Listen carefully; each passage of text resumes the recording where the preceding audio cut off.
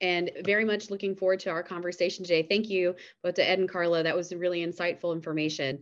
Hello, everybody. Joyce Dooley here, Senior Research Analyst for Zpryme. I am incredibly excited about this upcoming panel. We're going to be talking about resilience and meaning in smart cities. And we're going to be looking at it from a couple of different perspectives, both from a climate perspective as well as from a municipal perspective. So with that, I will allow for our panelists to introduce themselves and give a quick rundown of like what makes them most excited about their current projects. So Julia, would you like to kick us off? Yeah, happy to. Hello, everyone. Julia Meisel. I'm a manager with RMI's Urban Transformation Program. RMI is a nonprofit that works on accelerating the clean energy transition, and our Urban Transformation Program, where I work, helps cities move from their climate commitments to actually taking action. And my work focuses on urban nature as a climate mitigation and resilience solution. So I'm very excited about that and to talk about it more during the panel. Excellent. Thank you so much. And happy to have you. Mark. Hey, everybody. My name is Mark Couder. I'm with the Office of Resilience at the City of Austin, Texas. I work a lot on climate adaptation. So how do we get our own city operations and infrastructure prepared for climate change? But also, I'm really excited to work with the community, particularly in the last 5 years, around how low-income communities can really start to work with municipalities to prepare for big events and constant stressors. Amazing. Thank you so much. So, you know, we have plenty of time to kind of dig into this and chew on some of these meatier topics within resilience. So I definitely want the panelists to feel like they can take their time because, you know, we need to create space to talk about these things. And so, you know, resiliency has many facets to it, particularly when applied to smart cities, you know, from climate readiness and decarbonization efforts to the creation of resiliency hubs. You know, cities are seeking out the meaning of resilience and planning. But because it's a broad concept, you know, I think that every community has to sort of define resilience for itself. So, Mark, how do you define resilience for the city of Austin? I would two quick answers. One is, how do I define resilience? And then how does the community I work with define resilience, which is very sort of a different definition. I mean, for me, resilience is the technical term is the ability to bounce back from events. But when I work with communities, particularly in East Austin, bouncing back to the place where before is not really the best place to be. So how do you work with communities to have them bounce back stronger and better? And that means working with communities before, during, and after an event to ensure that they're safe and they're thinking about and working together to make things better. But the flip side is when we talk to community members about the term resilience, it doesn't really translate into other languages. And there's a little bit of like a distrust around the word resilience. So we just want to make sure that when we talk to the community, we're using the vocabulary they would use. And it's not always a term resilience, but it's always about working together to make things better. Yeah, no, I think that that's a really great way to set things up because also too, like part of resilience or the work of smart cities is to really work with the people in your communities and, you know, uplift them as well as, you know, meet them where they're at. And it's not always a great place that they're at. So having the mindset of how do we take this opportunity to make improvements where it's needed in addition to establishing resiliency is really cool. So thank you for sharing that. Julia, how do you define resilience? I think Mark started to get at it in terms of what is it that communities are looking for. I really think it's a pretty locally defined issue or solution. So you can, you know, it's pretty concrete and easy to understand in terms of a resilient grid. You want that grid to be resilient to stresses. You want a coastline to be resilient to erosion and storm surges. So it's pretty concrete when you're talking about infrastructure, but when you're talking about people, it's a little more abstract and absolutely as important. So what Mark was talking about in terms of making sure that local governments are really interacting with their communities and understanding their needs, and then combining those needs with city priorities, be it climate, equity, mobility, you know, whatever else is is top of mind for the city that also meets local communities' needs, I think will come together to form that community's definition of resilience and help them understand what is it that the people need, in addition to what does the infrastructure need to look like, or how does it need to improve. Awesome. Thank you. I think that's a really great way to kick off this discussion. So I appreciate both of your perspectives on this. Thank you so much, Stephen, for your question. We will be taking audience questions throughout, but we're going to have like one or two more of pre-planned questions before we kind of do that. So if you do have a question for our panelists, please drop it in the chat. I'll do my best to get to everybody. And if not, I encourage you to connect with our panelists after the fact, follow them on LinkedIn, send them an email, do whatever you can. I'm sure they'd love to chat with you further. So, in talking about resilience, there's a couple of different ways to be resilient within a community. And I know you guys are going to have different perspectives on this as well. What are the current hurdles we face, or what are the biggest hurdles we face right now? Julia. Yeah, I'll talk a little bit about my work on urban nature first, so that I can provide a relevant hurdle there. Yeah. We see urban nature as a really important resilience solution for cities as well as their residents. There is huge potential as well for trees and green space and blue spaces and any type of nature that might show up in a city to both be protective infrastructure and to address inequity. But there needs to be strategic planning to make sure that green infrastructure is deployed so that it is providing benefits to those who need it most, to those who have been overlooked, and that it is meeting their needs, as I mentioned. And you need to have the sufficient and sustained funding to make sure that you are able to deploy at the level you need. I think I'm not going to go straight into the weeds right now in terms of what we're thinking about in terms of some of those financing solutions, but a lot of our work is related to raising awareness about the importance of nature in cities, because yes, for resilience, and that is mitigating extreme heat, mitigating extreme weather events and other climate impacts, but it also goes beyond that, even to reducing energy burden because you're reducing extreme heat, and further beyond for direct economic benefits like job creation, health.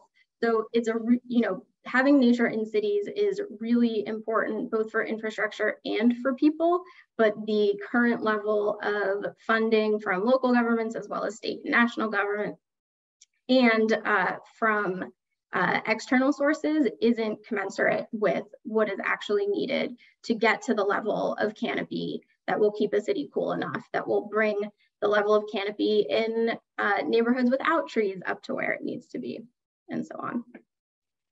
You bring up some really great points, and thank you for that. And in fact, I don't know if you've been paying attention to our chat, but we've been talking about, in smart cities, where is nature? And this is a really great thing to be bringing up, because we need to incorporate more of nature into our cities, not just for the health of ourselves, in addition to alleviating those burdens that you were talking about. So thank you. Mark, from your perspective, what are some of the biggest challenges we face right now? From my perspective, biggest challenges are urgency and agency. We as a city are growing substantially fast. We get an average of 150 people move to Austin every day. Meanwhile, our climate is changing. We're getting hotter days, longer droughts, more flash floods, more wildfires, et cetera. So there's a sense of urgency. We need to do this now, right away. But at the same time, there's also this need to get community input, to make the right decision based on community feedback. So we're anticipating any unintended consequences or cascading impacts. So there's this tension between we need to do it now to save people, to make sure people are safe, but also we need to invest all this money into making it right so that in 20 years, we'll be more prepared. And so for me, timing and urgency is such a big deal, but also there's an agency piece to it. How can we co-create with the community so that we're working together and provide them the empowerment to do the right thing and to make the right decisions about our funding? So this tension between those two is a huge barrier, but also trying to figure out how to make that an opportunity. Would love to have trillions of dollars to make it right, but if we're not talking to the people and making it right away, then it's potentially funding not well placed. Excellent points with that as well. And I love how, your perspectives, both of your all's perspectives really center around the needs of the people, and how you sort of build from there, which I think, solving real problems for people is really the secret to success.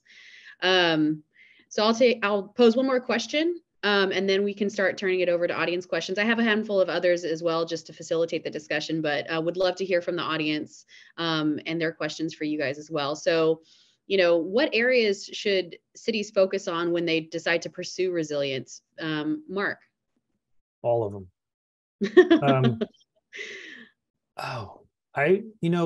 Getting to the question from Stephen, for me, the common denominator is public health. Like, what are those health outcomes, and how do we ensure that the things we're doing are not making health outcomes worse, but actually improving people's health? Because if you don't have a good health system and people have access to health care, then it's a lot more difficult to do the next step of, like, say, job placements or education, et cetera. So I think the one place I would focus on in general is health. And I think from there, you can branch out into power, into water availability, into all these other things. But at the end of the day, they all play a role. Everything plays a role in what we do and ensuring that people are safe. Very well put. Thank you. Julia, from your perspective, what do you think cities should focus on most? Yeah, also everything. Thank you, Mark, for paving the way there. Resilience. I think we all know we want to be designing the grids for the demand we have today, the demand we'll have in the future, even with the uncertainty of what a clean energy future looks like in terms of how efficiency and electrification are going to change demand. The other piece that is difficult is the importance of local governments working together internally and mainstreaming priorities. I know I'm saying this as an outsider. It's very, very easy for the NGO think tank to say that, but this comes up in my urban nature work a lot. Just to use one very simple example in terms of planting street trees. And on the surface, they're a really important part of the streetscape. They can help facilitate non-car mobility, so walking, driving, taking public transit. But up above us, they compete for space with power lines, below with sewer lines and other infrastructure. And just getting trees onto a street to provide benefits for residents cuts across many departments. And I think most facets of resilience that cities want to be working on cut across more than one department. And ensuring that there is the necessary attention and alignment between the different pieces of the puzzle is really important for being able to move ahead with the speed and scale we need.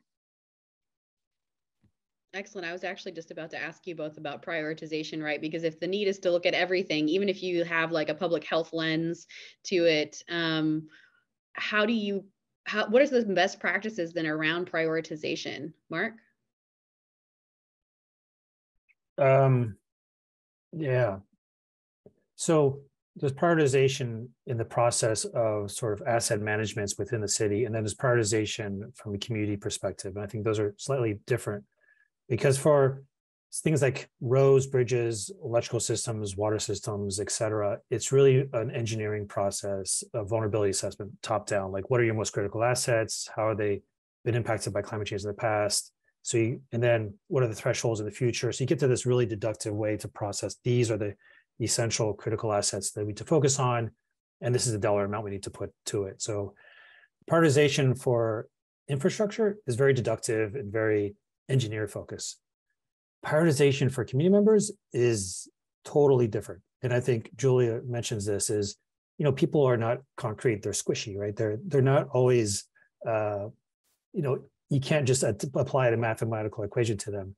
So it's about like talking to not just the people who always show up to meetings and the people who don't show up to meetings, talking to people who don't trust the city, and truly what are their priorities and how do we focus there, so that the community themselves are telling us what the priorities are. So we're not investing in places that we shouldn't be investing, but investing in places that people actually need services and programs.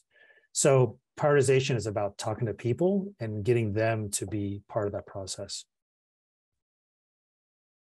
Excellent. Julie, do you have anything to add to what you said earlier? I think I would just emphasize Mark's point about the importance of talking to the people who you're not usually talking to. And so I think I would expand that a bit to just the importance of building strong relationships with communities in general, because that is how you get to the point where you're bringing in not just the folks who are always showing up to the public meetings, but also the folks who are most affected by climate impacts or other stresses, and who have the potential to most benefit from or experience adverse consequences from the actions. No, that's great. Thank you both so much for that. So I know that, Mark, you kind of touched on Stephen's question a little bit anyways, but I would love to kind of dig in a little bit more, because I think there is a little bit more meat to what he was asking. So the question is, do you evaluate your resilience plans and implementation, and what are your criteria for success? I guess I'll start with our planning process. So I was with the Office of Sustainability until a couple months ago, and the city created a Office of Resilience probably 2 months ago, and I became part of that team. But before I became part of the Office of Resilience, we worked on an internal climate adaptation plan, which had the worst acronym, the Climate Resilience Action Plan. And it really sort of was our plan to go forward, really focused on implementation. So what is the funding we need to make these things happen? So the criteria for success is, did we get funding? Did these projects work? But as I said, working with concrete is different than working with people. And criteria for success for community members is really hard because, as I mentioned, our metrics for, say, poverty or access to healthy foods, et cetera, are looking fantastic. But for the wrong reason, is because the people who live in these areas no longer live there. They've been pushed out because cost of housing has gotten too high. So we can't really use those metrics anymore as a metric of success. So we're trying to figure out, how do we use, say, the ability to stay in place, community stabilization as a means to determine success. And that's something we haven't figured out yet that we need to figure out. Thank you for that. I appreciate the transparency. I think it is a learning process, and there's a lot of reasons why things shift and change over time, particularly in terms of processes in government. And it's a learning process. So thank you for that. Julia, from your perspective, I'm sure that your criteria is a little bit different in terms of resiliency planning than maybe from a city perspective, but I'd still love to hear from you. What are your plans for that, and how do you evaluate success? Yeah, I don't know that I have much more to add here. I think, in the situation, if we were working directly with a city, we would help them shape criteria based on their priorities, many of the elements that Mark mentioned. But I think if we, from a more theoretical point of view, I think we would want to prioritize criteria like interventions that are most holistic or meet challenges most holistically. And then translating that into the real world is difficult. How does that translate into implementation? But my work on urban nature, I think, has really been eye-opening in terms of the importance of holistic, resilient solutions. As I've mentioned, I focus on urban nature. Others on my team focus on grid resilience. And they seem like distinct issues, but there is relevance between them. And that, I think, that happens across the board in terms of trying to solve challenges within cities. So a holistic criterion is not one that is easily quantifiable or applicable, but I think it is a good guiding principle. Thank you for that. I appreciate your perspective on it. I think, to kind of touch a little bit on one of Stephen's comments about outcomes. I think if you're in the process of discovery or doing paradigm shifts or you're implementing new things, especially in a community at scale, there are a lot of potential outcomes that you may have not accounted for.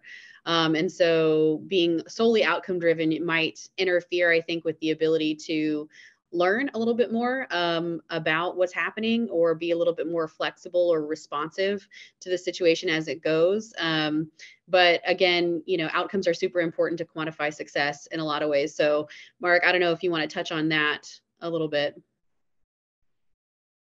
Yeah. Stephen's asking a lot about planning in general.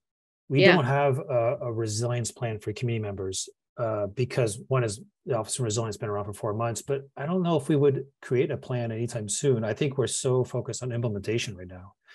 We were severely impacted by the winter storm in Texas. It was statewide. A lot of community members lost power, lost water, some lost their lives. And we're still sort of thinking about that. So we're constantly thinking about the next big event, be it a wildfire, a tornado, which we now I guess could get, a winter storm or flood. So we are in like constant crisis mode and constant try to get things up and going. And I really feel for those people who work in public health who also have these metrics to achieve while also dealing with a pandemic. So outcomes, I think, that's a hard one, especially in emergency management. Like, what is a better outcome? 3 people die versus 6? It's hard to measure those kind of outcomes. So what it comes down to is, are people healthier or are people doing better? And that's not something we can do right away, but it feels like it's something we have to implement so that people can feel better in 6 months to a year from now. And by feel better, it means that they have better access to schools, better access to healthcare, less asthma attacks. I mean, the list goes down pretty long. I'm not giving you a satisfying answer to say that it's really hard to identify those outcomes and then to prove that you achieved it.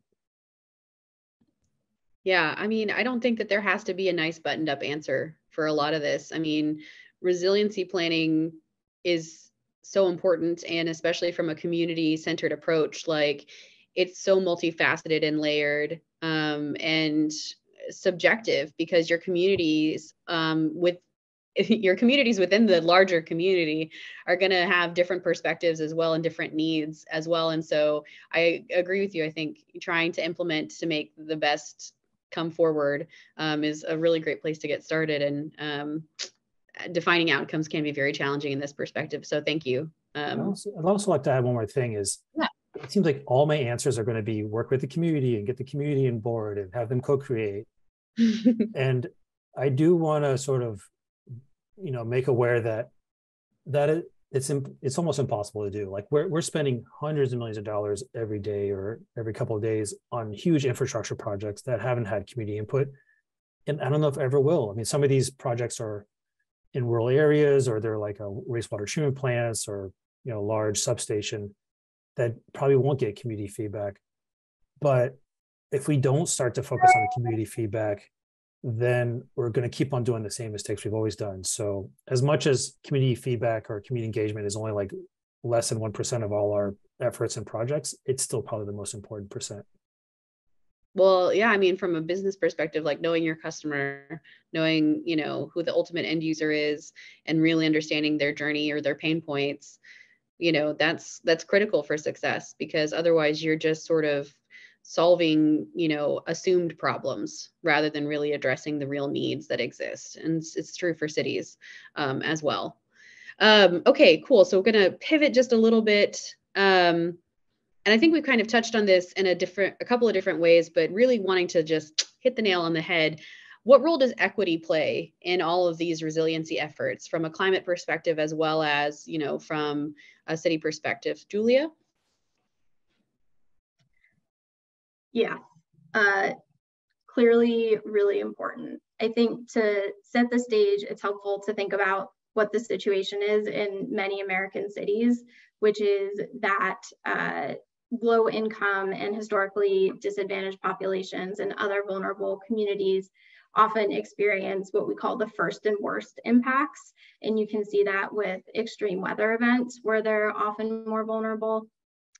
You can see it with urban heat islands as well. And part of this increased vulnerability is also due to land use decisions that have, narrowed options for where low-income communities or low-income people can live, where historically disadvantaged communities can still afford homes, and how they're able to move throughout the city, whether they need to live in floodplains because that's all that's affordable. Similarly, so there's a big urban design piece that gets us to where we are today, and that can be difficult, but it is also possible to overcome that, to decrease vulnerability. So that context, I think, is helpful for why I really champion urban nature as a potential equity solution. Oh, I guess the other important piece of context there is that whiter, wealthier neighborhoods in the US, pretty much across the board, have more green space, more tree canopy compared to other neighborhoods. So if a city is undertaking a goal of increasing their tree canopy a certain percentage, that's really great. That's going to have benefits for everyone.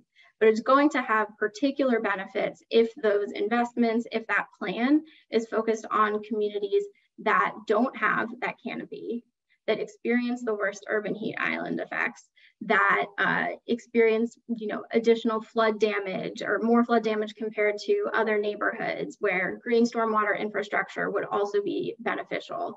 So there is this piece where nature can address many of the vulnerabilities that vulnerable communities face, but it has to be directed at them, or directed toward them in the places it needs to be, with their input on what are the challenges they face and what solutions would actually help address those challenges.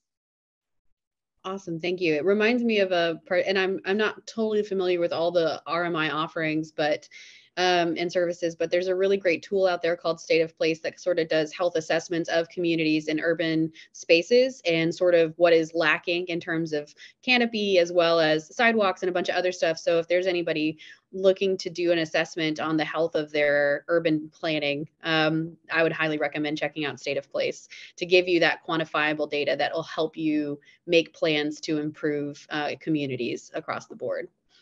Mark, would you talk a little bit about how equity plays a role in the work that you do? I know you've touched on it in a lot of different ways, but would love to have just a full-on answer.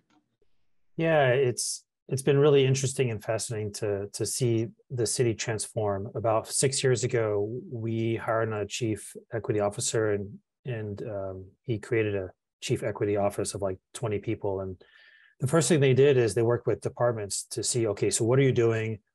Making sure all staff have equity training, and then looking at their budget and doing all this process to understand their impacts on communities.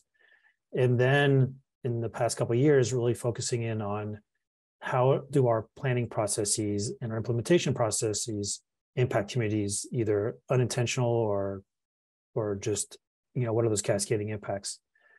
So this is sort of becoming slowly part of most of these departments' work, our work, most, infrastructure work, et cetera. So it is now part of our process.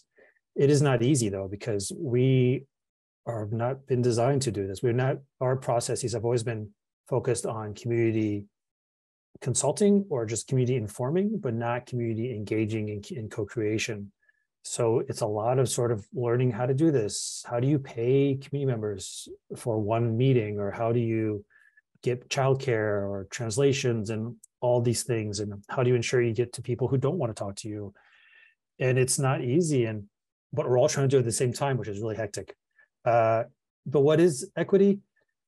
I mean, equity is, making sure that we're allocating resources based on need, and those needs are, rooted in historic policies we created back to 1928 plan that have created these inequalities, and how to sort of turn that around in a way that helps people and that doesn't drive them out by making places more expensive. Fantastic. Thank you. Again, really love the difference of perspectives that you both are bringing to this, but it touches on the heart of the matter, which is people, right? And building communities that uplift the people within them at all levels of the community. So Ray asked a really interesting question, which I'm hoping you both can answer. So she says that you both briefly mentioned financing and funding adaptation and resiliency projects. How do you approach securing funding for cities in the global south that are under-resourced and may not have the best credit? Anyone who wants to take that one. As the city of Austin, I don't know if we secure funding for cities in the global south. We do often talk to cities around the world, including the global south, about techniques and best practices and seeing how we can work together, but it doesn't include funding projects in other cities.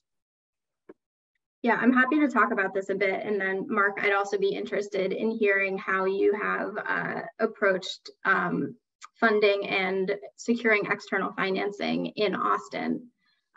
This is a big piece of my work, and I think it's really the critical question: where do you get the money?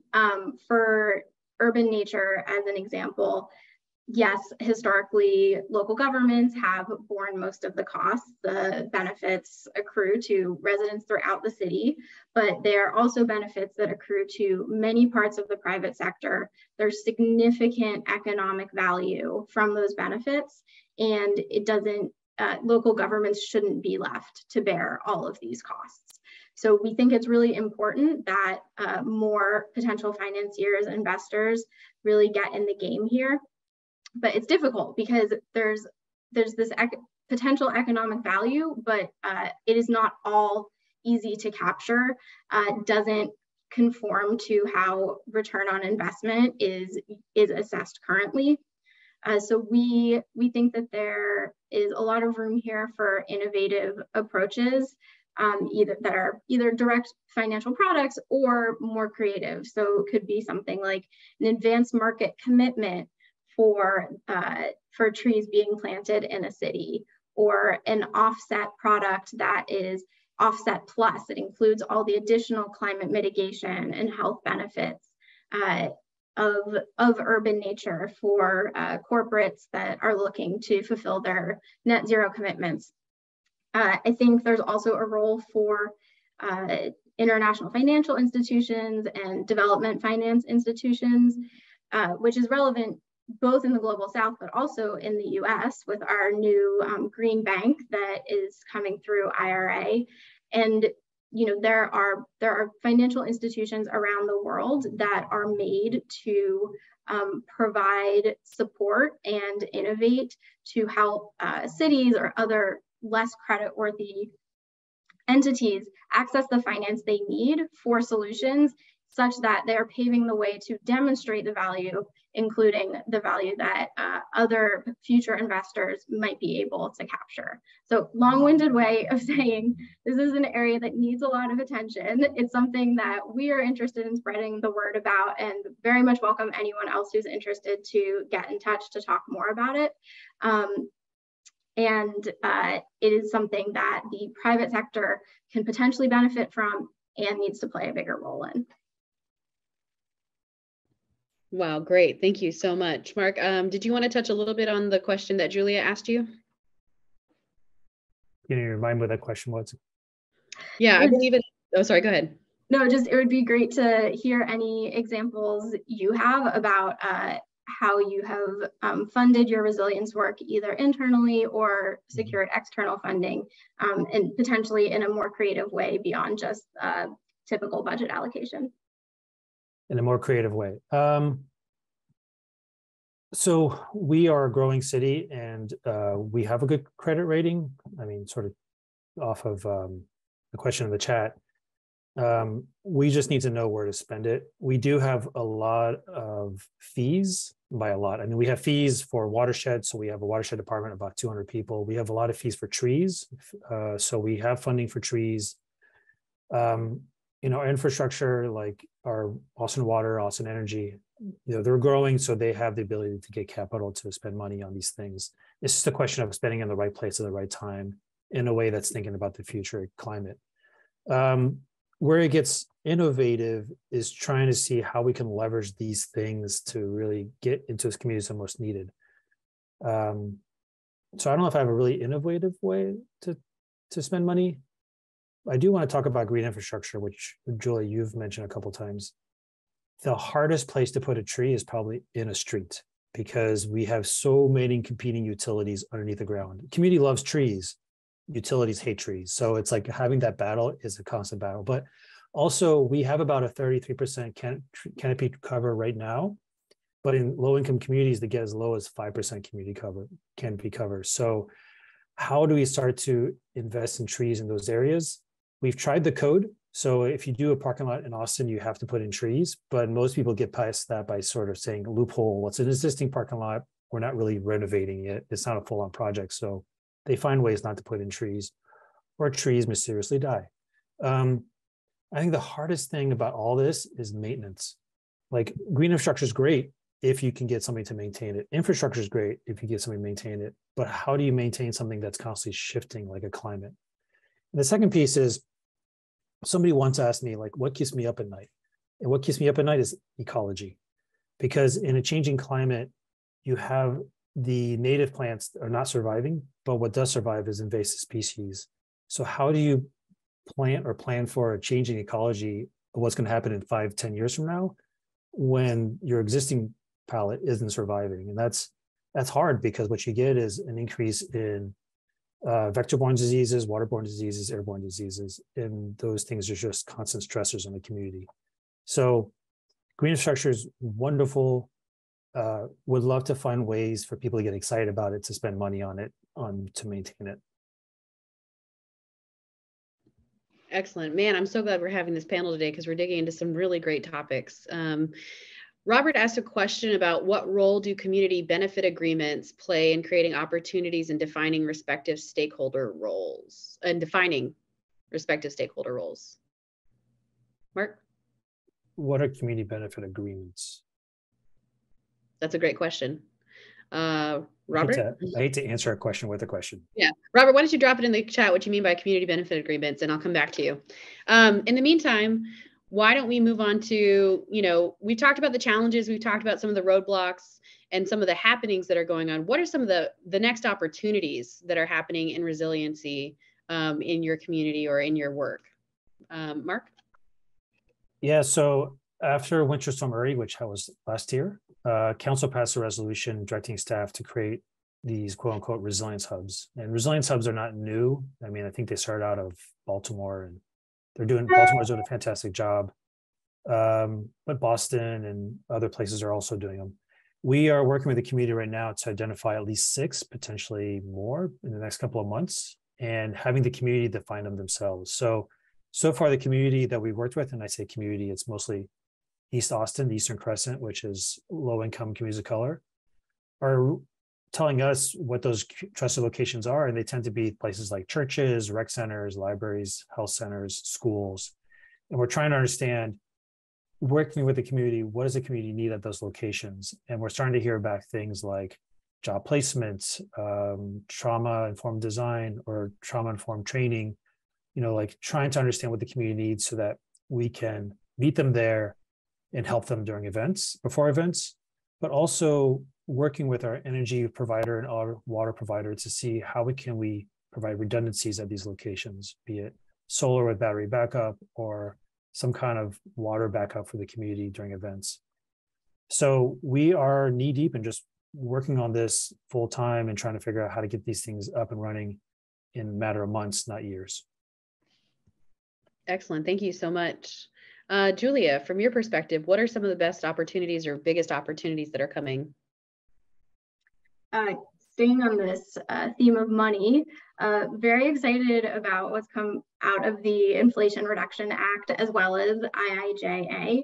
There are lots of opportunities for local governments to access resources directly or in partnership with community groups, which is really great, and I think represents more opportunities than prior to these pieces of legislation, more opportunities, let alone more money. So, I think there is a range of provisions accessible to local governments. Our team actually created a federal funding opportunity tool, and I can put that into the chat for anyone who's interested, that brings together information on which opportunities cities can apply for. And many of these new opportunities are relatively flexible.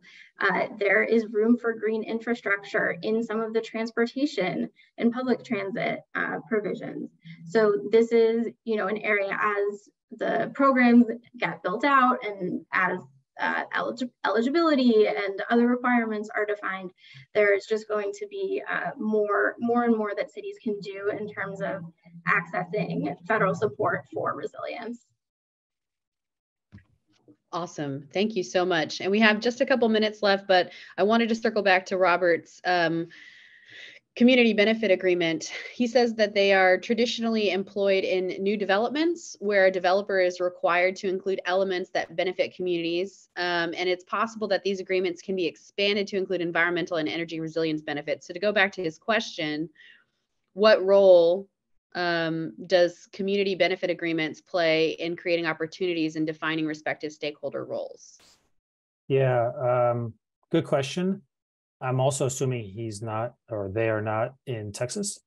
In Texas, it's really hard to do those kind of projects. I mean, so we're not allowed to do inclusionary zoning, which means to have people put in affordable housing in housing units. The state says we can't do that. That said, there are sort of loopholes. One of them is when people do a planned unit development, so a large project, and they want additional benefits from us, we can then ask for additional benefits, including environmental, energy, resilience benefits, all those. So we are looking at that a little bit closer. The equity question seems to come up a lot, and that's the toughest question. Like, people don't want to put in affordable housing, or they're not comfortable with that. Community members don't like the word density, so it's a constant battle. But I think we are getting good headway on sort of infrastructure resilience and providing community assets to community groups in those areas. And then the second piece, another question, since I'm looking at the chat, is around job placement, because I said job placement in the last comment. We did create the Austin Civilian Conservation Corps. When council originally created it, they were thinking that people work outside, like romantic view of the 1930s, where people were, working in landscape. But we quickly said, no, it's like 110 degrees outside. It's not really the best place for people to be. What we're focused on is job improvements. So trying to figure out what the community really needs and what does that look like, and does that potentially look like solar installation or other sort of trades that are both have job growth, but also are safe. So we are not advocating that people work in a big warehouse. Their jobs might be a little bit more paid, but they're working grueling hours and not really a great situation. But instead, really sort of creating programs that provide certification and other ways to get job mobility. So they're absolutely right. You don't want to put people in harm's way just to get additional jobs. Fantastic. Thank you both so much.